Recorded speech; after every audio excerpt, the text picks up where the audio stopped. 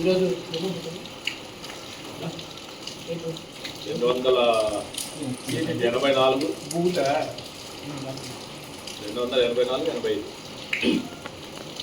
నమస్కారం. 83 శ్యామ్ ప్రకాష్ ముఖర్జీ యొక్క బలిదాన్ దివస్ సందర్భంగా ఈరోజు 283-84 బూత్లో ఈరోజు బలిదాన్ దివస్ కార్యక్రమం దానికి చిత్రపటానికి పూలమాలతో నివాళులు అర్పించవలసిందిగా గిరిజన మోర్చా రాష్ట్ర అధ్యక్షులు కేంద్ర కాపీ బోర్డు మెంబర్ గారు పుష్పాంజలితో నివాళులర్పిస్తుందిగా కోరుతున్నాను.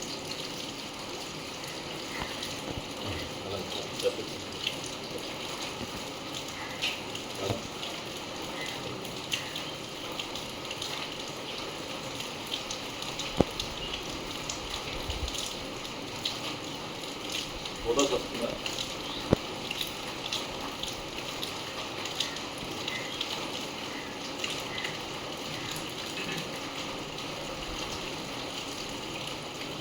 ఈ యొక్క బలిదాన్ దివస్ సందర్భంగా గిరిజన మోర్చా రాష్ట్ర అధ్యక్షులు ఉమామేశ్వర్ గారు మాట్లాడుతున్నారు. ఈరోజు మన యొక్క జనసంఘ్ పార్టీని వ్యవస్థాపకులు డాక్టర్ శ్యామ్ ప్రసాద్ ముఖర్జీ బలిదాన్ అయిన రోజు ఈరోజు బలిదాన్ దివాస్ కార్యక్రమం అనే ఆయన చిత్తపటానికి నివాళులు అర్పిస్తూ ఈ యొక్క కార్యక్రమం మరి 283-284 బూత్లో ఈరోజు ఈ యొక్క కార్యక్రమం చేసుకోవడం జరుగుతుంది. ఈ యొక్క కార్యక్రమానికి ముఖ్య అతిథిగా రాష్ట్ర కార్యవర్గ సభ్యులు ప్రొఫెసర్ రాజారావు గారికి, అలాగే రాష్ట్ర యువమోర్చా కార్యవర్గ సభ్యులు నూనె గోపాలపాత్రుడికి, అలాగే రాష్ట్ర గిరిజన మోర్చా రాష్ట్ర కార్యవర్గ సభ్యులు కాకర్ చెన్నయ్య గారికి, అలాగే మరి మన ఒక్క జిల్లా నాయకులు లక్ష్మయ్య గారికి, అలాగే మన బూత్ అధ్యక్షులు మరి దూరు బాలకృష్ణ గారికి, పాంగి ఈశ్వరరావు గారికి, ఈ యొక్క కార్యక్రమం ఇచ్చేసిన మరి వివిధ మంది కార్యకర్తలందరికీ నా యొక్క నమస్కారం తెలియజేస్తూ, ఈరోజు ఆనాడు మరి శ్యామ్ ప్రసాద్ ముఖర్జీ ఆనాడు మరి ఈ యొక్క కాంగ్రెస్ పరిపాలనని వ్యతిరేకిస్తూ ఆయన ఆనాడు వారి యొక్క సిద్ధాంతాన్ని వాళ్ళ యొక్క విధి విధానాన్ని వ్యతిరేకిస్తూ మరి కాంగ్రెస్ కూటమిలో ఆయన కేంద్ర పరిశ్రమ మంత్రిగా మరి చేసిన వ్యక్తి శ్యామ్ ప్రసాద్ ముఖర్జీ గారు.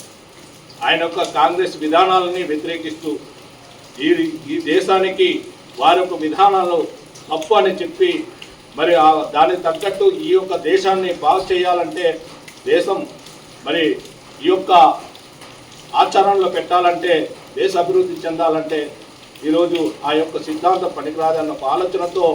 ఆయన నమ్మిన సిద్ధాంతాన్ని మరి అత్యోదయ సిద్ధాంతాన్ని ఆధారంగా చేసుకుంటూ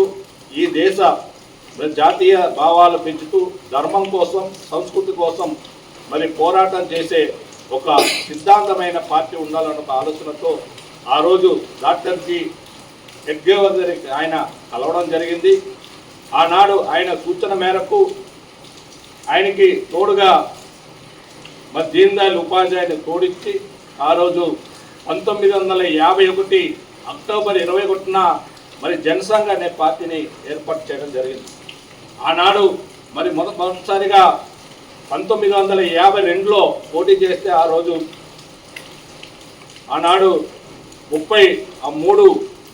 పార్లమెంట్ సీట్లు రావడం జరిగింది. అలాగే 34 అసెంబ్లీలు కూడా ఆనాడు గెలవడం జరిగింది. తర్వాత మరి ఆయన మరి కాంగ్రెస్ విధానాలను వ్యతిరేకిస్తూ ఆనాడు పార్లమెంట్లో ఆయన 370 ఆర్టికల్లను వ్యతిరేకిస్తూ మరి కాశ్మీర్లో ఒకే దేశానికి ఒకే జెండా ఉండాలని, ఒకే జాతీయ భావాలు ఉండాలని, ఒకే దేశంలో 2 దేశాలు ఉండకూడదనే ఒక ఆలోచన, మరి ఒక దేశంలో ఒకే 2 పరిపాలన ఉండకూడదనే ఒక ఆలోచనతో ఆయన వ్యతిరేకించి మరి ఈ యొక్క 370 ఆర్టికల్ అన్ని పోరాటం చేస్తూ ఆయన కాశ్మీర్లో ఆయన 1953 జూన్న మరి ఆ కాశ్మీర్లో జమ్మూ కాశ్మీర్లో ఆయన ప్రాణం విడిచిపెట్టడం జరిగింది. ఆ రోజు మరి ఈరోజు ఆయనకి మరి 370 ఆర్టికల్ మరి నరేంద్ర మోడీ గారి అధికారం వచ్చిన తర్వాత ఆ 370 ఆర్టికల్ తీసేసి ఆయన ఆత్మహత్య చేసిన మన మోడీ గారికి ముందుగా ధన్యవాదాలు చెప్తూ మళ్ళీ ఆయన సిద్ధాంతాన్ని ఆశయాన్ని మనమందరూ కూడా కార్యకర్తలందరూ ముందుకు తీసుకెళ్లాలని ఆశిస్తూ మరి ఆయనకి నివాళులు అర్పించాలని కోరుతూ ఈ యొక్క అవకాశం ఇచ్చిన మరి ఈ యొక్క బూత్ కార్యకర్తలకి నమస్కారం చేస్తూ తెలియజేసుకుంటాం. భారత్ మాతాకి జై.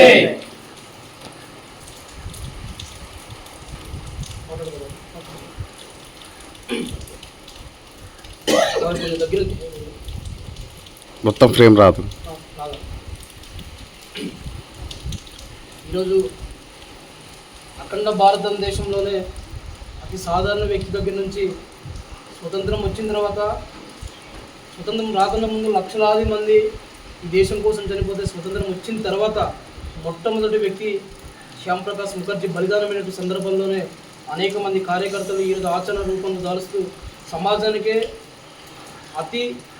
ఆదర్శమైనటువంటి వ్యక్తిగా జీవన విధానాన్ని ఆచరిస్తూ